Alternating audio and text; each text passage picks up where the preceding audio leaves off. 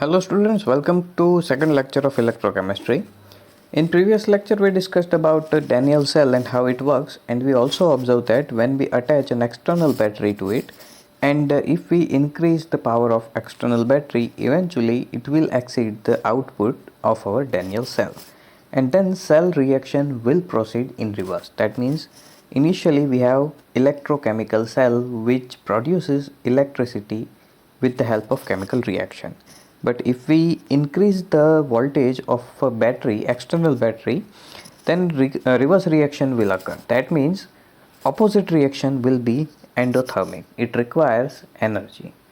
So that's why with the help of energy obtained from the external battery, reverse reaction will obtain. That means at that point our cell will be electrolytic cell. That means with the help of electrical current, chemical reaction will occur.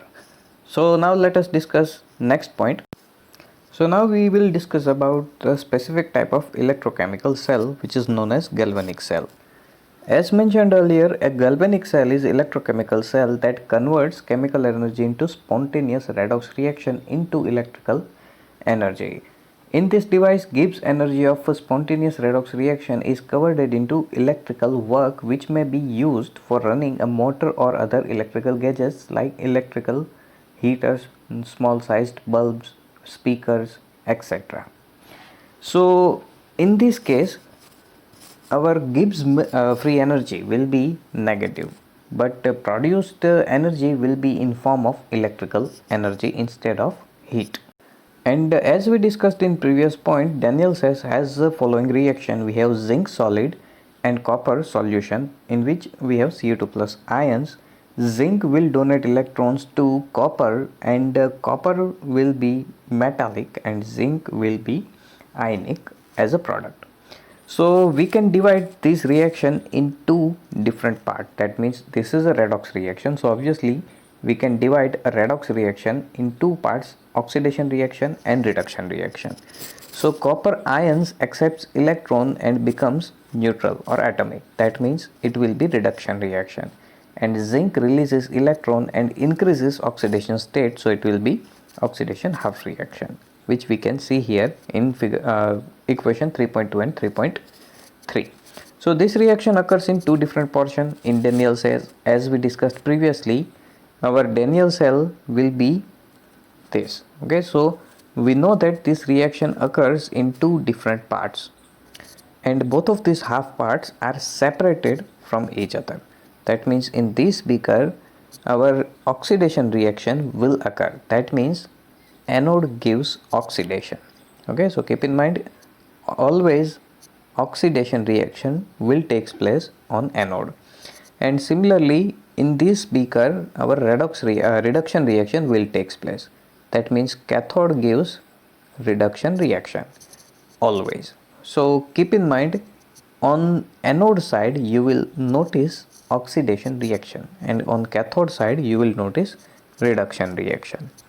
And we can see that in this case as well. Okay, so if we observe this, in this case we have external battery more than 1.1 volt output. That means more than our Daniell cell. So our reaction is reversed, and at the same time our actual reaction is also reversed.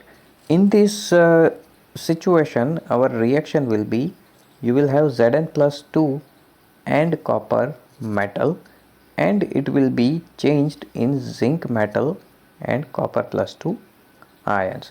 That means zinc is now giving reduction reaction.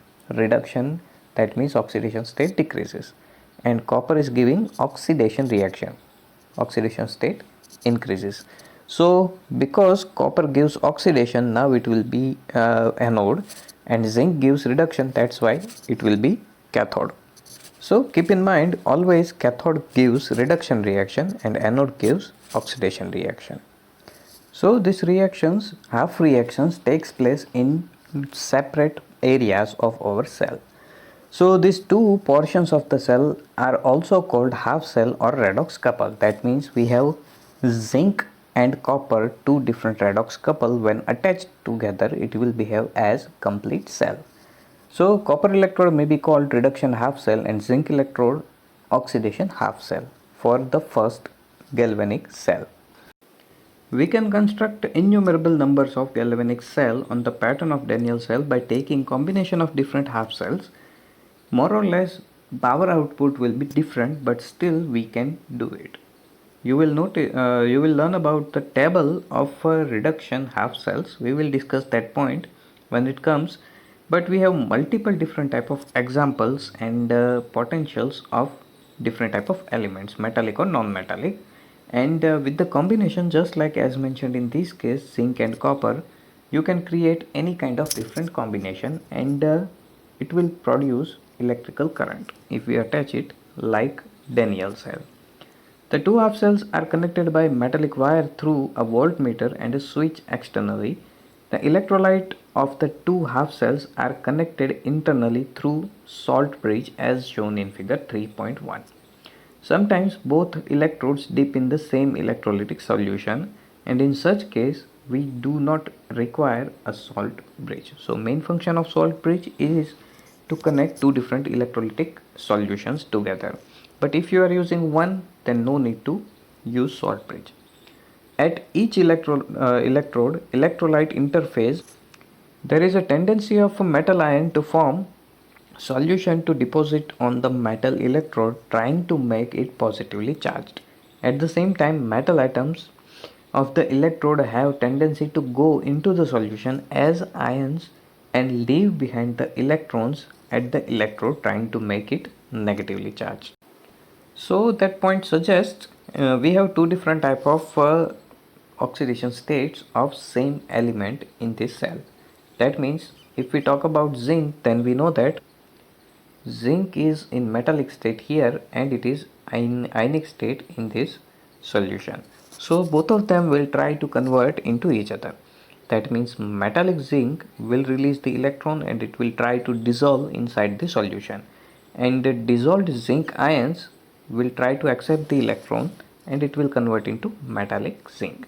Same is applicable for copper. Metallic copper will try to dissolve by releasing the electron, and the ions will accept the electron and it will try to convert itself into solid copper. So we have two reversible reactions occurring at the same time. So at equilibrium there is a separation of charges, and depending on the tendencies of two opposing reactions, the electrode may be positively or negatively charged with respect to solution. Okay, so it depends on the speed of reaction, whether it is in forward direction or in reverse direction. If a reaction is favorable towards the forward direction, then different type of charge will be generated than the reverse favorable direction. So potential difference develops between the electrode and electrolyte, which is called electrode potential. When the concentration of all the species involved in half cell is in unity, then the electrode potential is known as standard electrode potential. So in short, we can say that electrode potential is a type of nature of element to reduce or oxidize itself. So if we are talking about the reduction reaction, then it will be reduction potential, and if you are talking about oxidation reaction, then it will be oxidation potential. So it is some kind one type of representation of tendency to oxidize itself or to reduce itself. So according to IUPAC conversation, standard reduction potentials are now called standard electrode potentials. That means we are talking about reduction reaction, and tendency to reduce is known as electrode potential or reduction electrode potential. In a galvanic cell, the half cell in which oxidations take place is called anode, and it has negative potential with respect to solution. In the other half cell which a reduction takes place is called cathode, and it has potential difference between two electrodes, and as soon as the switch is on position, electron flow from negative electrode to positive electrode. The direction of current flow is opposite to that electron flow. So current flow can be referred as flow of positive charge, whereas electron flow is negative flow or flow of negative charge. So just like potential difference between the solution and electrode, Potential difference between two electrodes is known as cell potential. So in case of copper and zinc cell, as we discussed earlier, difference between the potential of zinc and potential of copper will be cell potential. And as mentioned earlier, cell potential or output voltage of galvanic cell is 1.1 volt. So 1.1 volt is actually difference of potential of zinc and copper, and this cell potential is measured in volts. The cell potential is the difference between electrode potential, reduction potential of cathode and anode. It is called the cell electromotive force or EMF. Maybe you read this EMF short form somewhere on electrical devices of the cell when no current is drawn through the cell.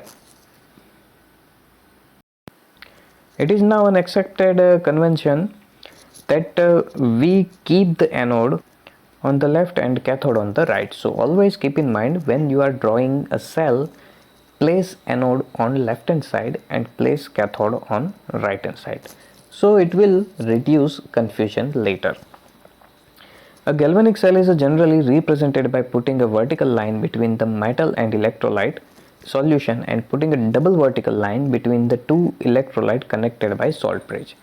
Or in simple way, we can say that if two different compounds or two different states are in direct contact, then during the writing place a single vertical line, and if two different elements, compounds or solutions are connected via salt bridge, then place double vertical line. Okay, we will discuss with examples so that you can understand.